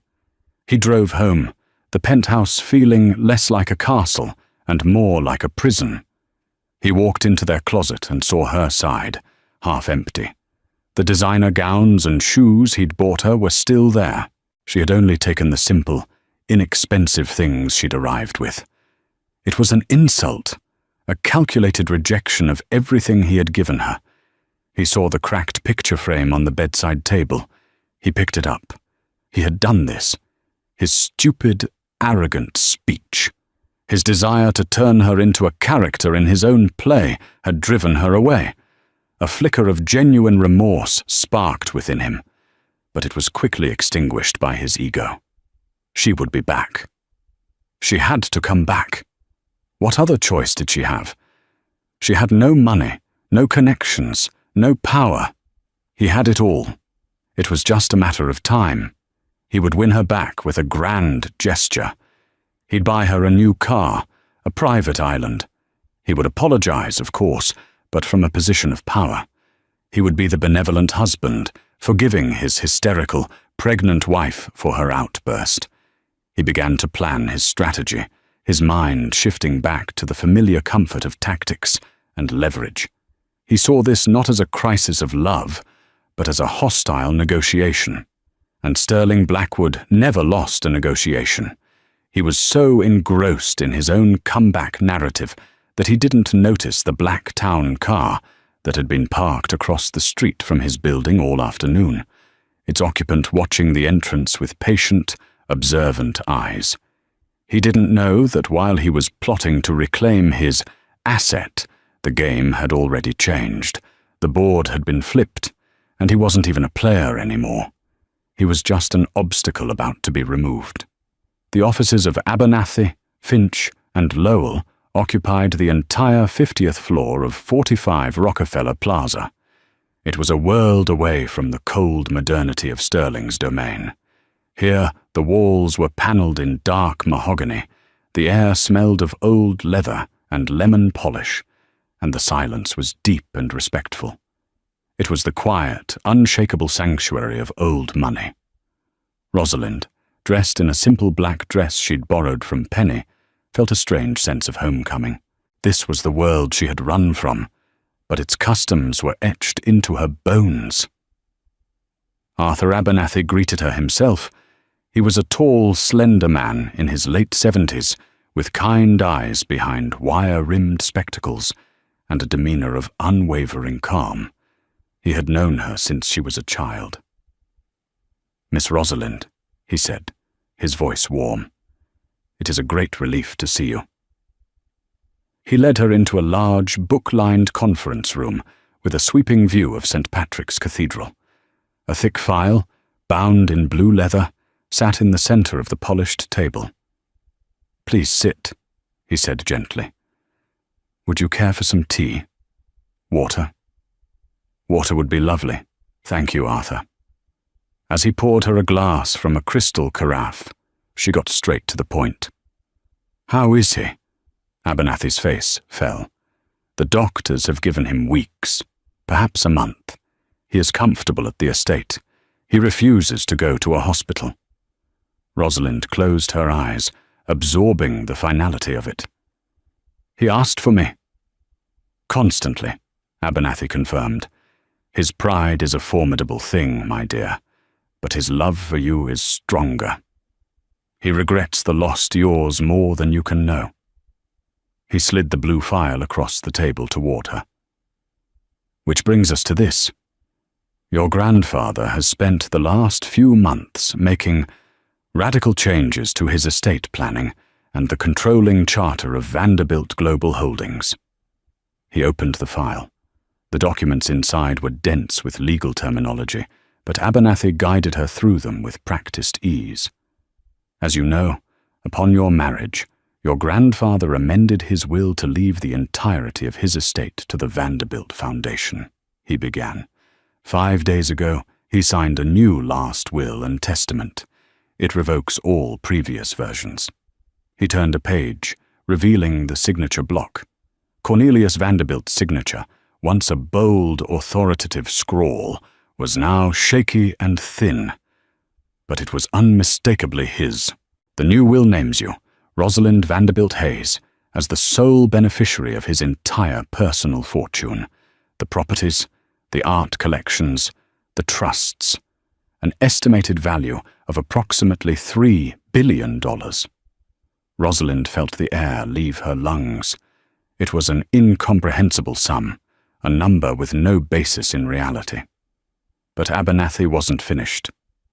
"That, however, is the smaller part of the matter," he said, his expression grave. He tapped the thickest document in the file. "This is the charter for Vanderbilt Global Holdings. It is one of the largest privately held conglomerates in the world, with interests in shipping, real estate, and technology. Its value is difficult to calculate precisely, but a conservative estimate would be north of $15 billion. He let that number hang in the air.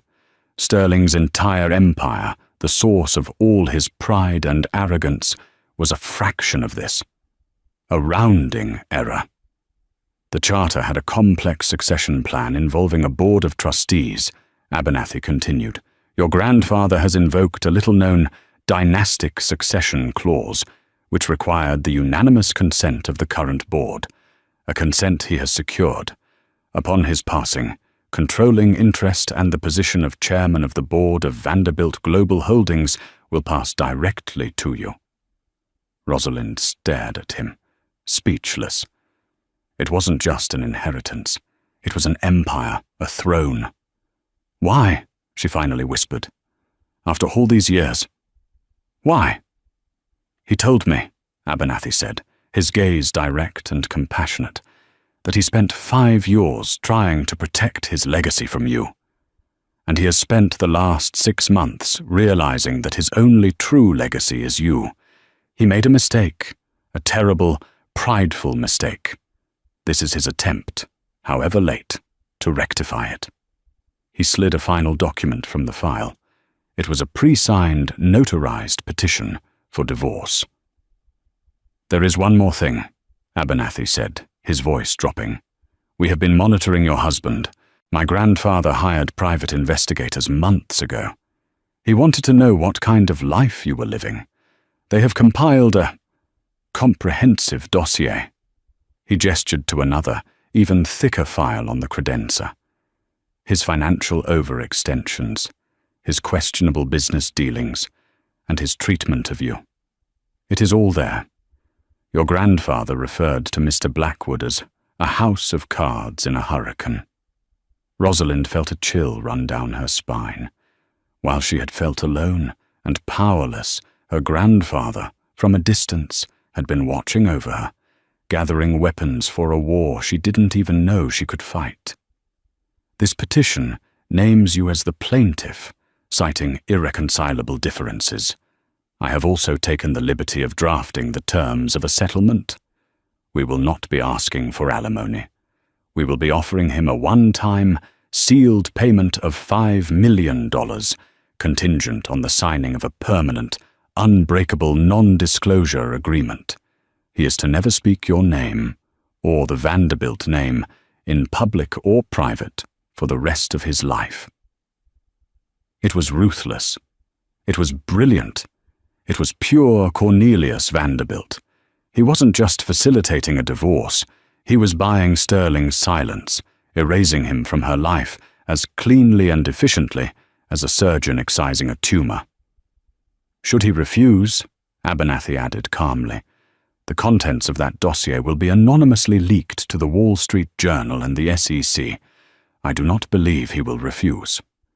Rosalind looked down at the documents, at the vast, world-altering power laid out before her. Yesterday, she had been a penniless, pregnant woman running from an emotionally abusive husband. Today, she was one of the wealthiest and most powerful women in the world.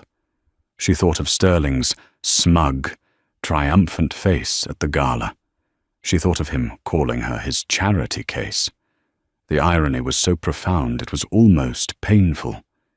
He, who had mocked her for having nothing, had built his entire kingdom on a foundation of debt and bravado. And she, the simple girl he had pitied, was the secret heir to a fortune that could crush him without a second thought. Her hand went to her belly. This wasn't about revenge. Revenge was a small, petty emotion. This was about justice. This was about protecting her child, about building a future free from the shadow of a man like Sterling Blackwood. This was about reclaiming her name, her identity, and her power. She picked up a heavy, gold-plated pen from the desk. "Where do I sign?" she asked, her voice clear and steady, the voice of a Vanderbilt. The meeting was held in the neutral territory of Arthur Abernathy's mahogany-paneled conference room. Sterling arrived first, pacing with the impatient arrogance of a man who believed he was there to accept a surrender. He likely imagined a tearful, destitute Rosalind, begging to be taken back. He was unprepared for the woman who entered. Flanked by Abernathy, she was not the timid wife he had tormented, but a figure of serene, unshakable calm. Dressed in an elegant navy dress that bespoke quiet power, she met his gaze without a flicker of fear. "Rosalind," Sterling began, attempting a placating tone. "This has gone on long enough. Let's go home."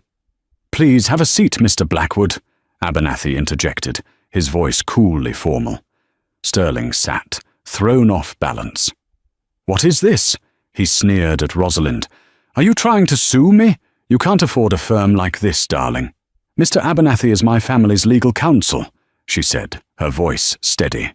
"He is here to present the terms of our divorce." Sterling laughed until Abernathy slid a document across the table. His smirk vanished as his eyes fell upon the plaintiff's name. Rosalind Vanderbilt Hayes. He looked from the paper to her, his face paling. "Vanderbilt, what kind of joke is this?" "It's no joke," Rosalind said quietly. "My grandfather is Cornelius Vanderbilt." The name landed with the force of a physical blow, shattering Sterling's entire reality. He was a minnow who had been mocking a leviathan. You lied to me," he stammered. "I omitted," she corrected. "I wanted to be loved for who I was. You saw a project, a charity case." Her use of his own cruel words struck him dumb. As if on cue, Abernathy tapped a second, thicker file.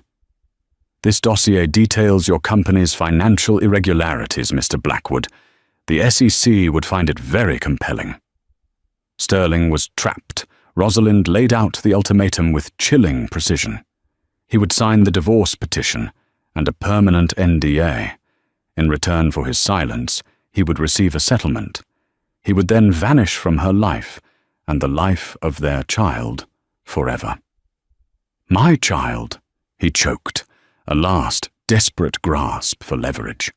"Your heir," Rosalind's voice was ice. "The one you hoped wouldn't inherit my simple sensibilities? Do not worry. Our child will be raised as a Vanderbilt, free from your cruelty and shallow ambition.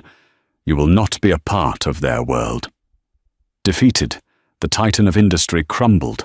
With a trembling hand, he signed his life away and walked out of the room, a ghost. Weeks later, Rosalind stood on the terrace of the Vanderbilt estate. She had reconciled with her grandfather before he passed, and he died knowing his legacy was in strong hands. Now the chairman of his global empire, she felt the baby kick. Sterling had tried to define her worth with diamonds and insults, never realizing her true power was a heritage she carried within. The poor wife was gone, and in her place stood a queen, ready to rule. Rosalind's story is a powerful reminder that our true worth is never defined by someone else's opinion or by the price tag they try to put on us. It's a fire that burns within, a legacy of strength that we carry in our spirit, whether we come from a palace or a quiet street. She endured the mockery and humiliation, believing her value was diminished, only to discover that she held an empire in her hands the entire time. Her journey wasn't just about inheriting a fortune, it was about inheriting her own power and self-worth. What did you think of Sterling's downfall? Was it justified? What would you have done in Rosalind's position? Let us know your thoughts in the comments below. If you were moved by this story of justice and empowerment, please give this video a like and share it with someone who might need a reminder of their own inner strength. And don't forget to subscribe to our channel and hit the notification bell so you never miss another story that makes you think, feel, and triumph.